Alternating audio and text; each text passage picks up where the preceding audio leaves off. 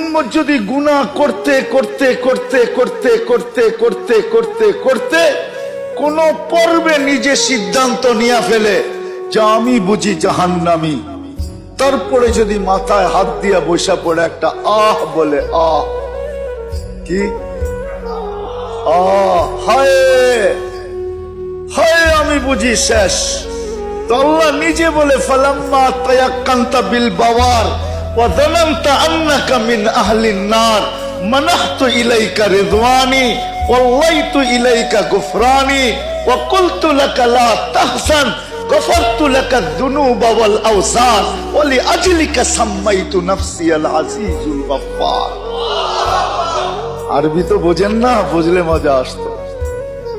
আল্লাহ বলে উম্মতে মুহাম্মাদি, যদি তুই সিদ্ধান্তে পৌঁছলি তুই জাহান্নামে চলে গেলি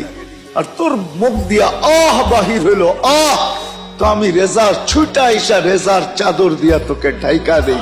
মাগফিরাতে ডুবা দেই,